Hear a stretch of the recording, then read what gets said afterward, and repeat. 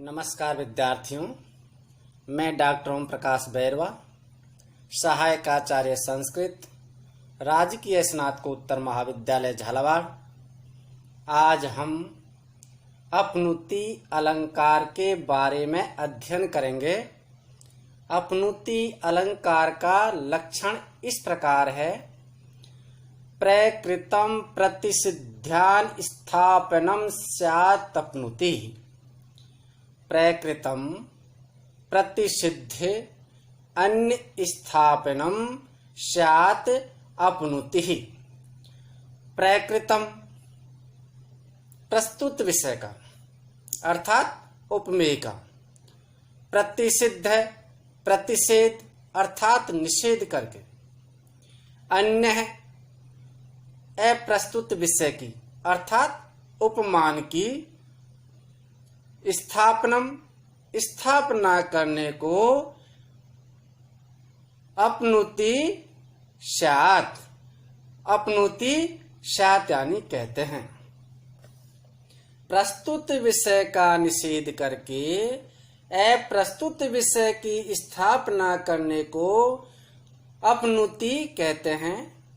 अपनुति का अर्थ प्रकृत सत्य वस्तु को छिपाना और उसके स्थान पर अप्रकृत वस्तु को बताना।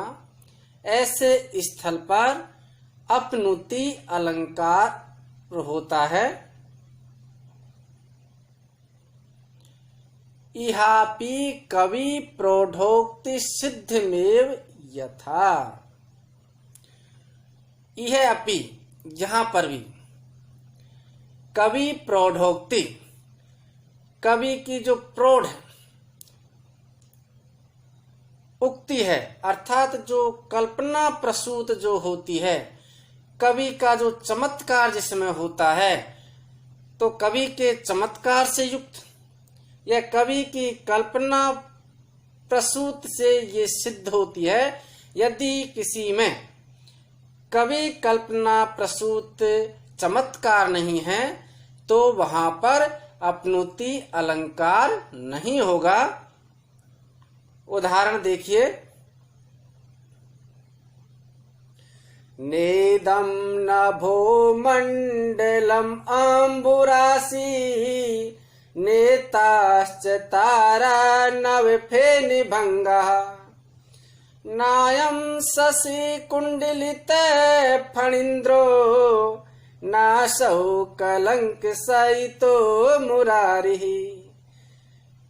न इदं नभो मंडलम अंबुरासिः न एतः च तारा नभेन भंगः न अयं शशि कुंडलितः फणीन्द्रः न असौ कलंक सहितः मुरारी। इदम नभो मंडलम न, इदम यानी यह, नभो मंडल आकाश मंडल, न यानी नहीं है, यह आकाश मंडल नहीं है, अपितु अंबुराशि ही। अंबु यानी जल की राशि यानी खजाना अर्थात समुद्र।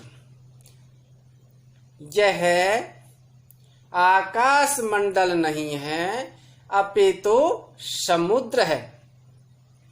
च और एतः तारा ने, एतः यानी ये, तारा यानी तारे, तारे या तारागण, ने यानी नहीं है, ये तारे नहीं हैं।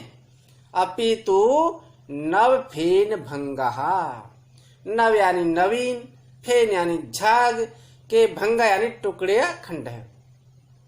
ये तारे नहीं हैं अपितु नवीन झाग के टुकड़े या खंड हैं। अयम शशि ने, अयम यानी यह, शशि यानी चंद्रमा, ने यानी नहीं है, यह चंद्रमा नहीं है, अपितु कुंडलित है फणीन्द्रो। कुंडलित यानी कुंडली लगाकर स्थित, फणीन्द्र यानी शेषनाग है। यह चंद्रमा नहीं है अपितु कुंडली लगाकर स्थित शेषनाग है। असौ कलंक है न, असौ यानी यह, कलंक यानी दाग धब्बा, न यानी नहीं है। यह चंद्रगत धब्बा नहीं है। अपितु सहितो मुरारी, अपितु सहित यानी शयन करते हुए, मुरारी यानी विष्णु भगवान है। ये शेष शैया पर शयन करते हुए विष्णु भगवान हैं।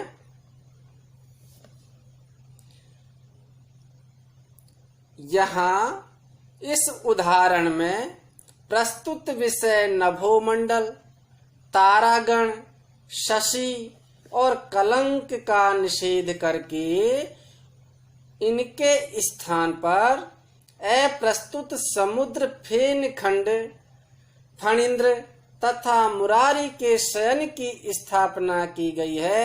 अतः अपनुति अलंकार है। अन्य दूसरा उदाहरण भी देखिए।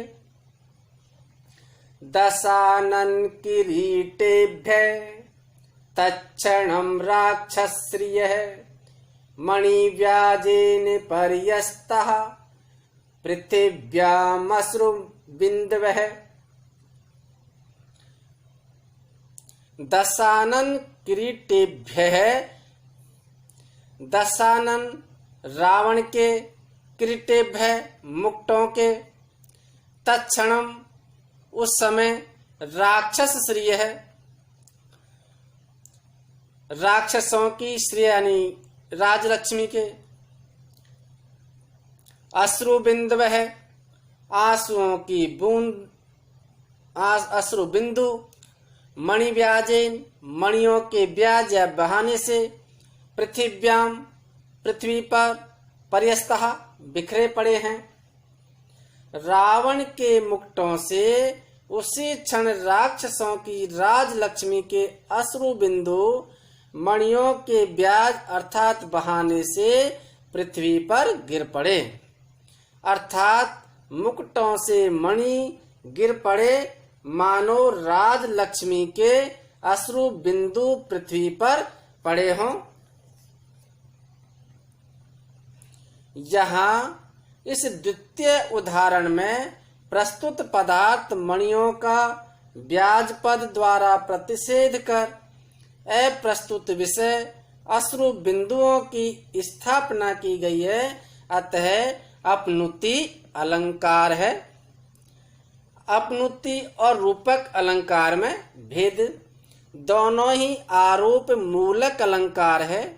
अर्थात दोनों में प्रस्तुत पर अप्रस्तुत का आरोप किया जाता है, परंतु रूपक में तो केवल आरोप ही होता है, पर अपनुति में प्रस्तुत का निषेध करके अप्रस्तुत का आरोप किया जाता है।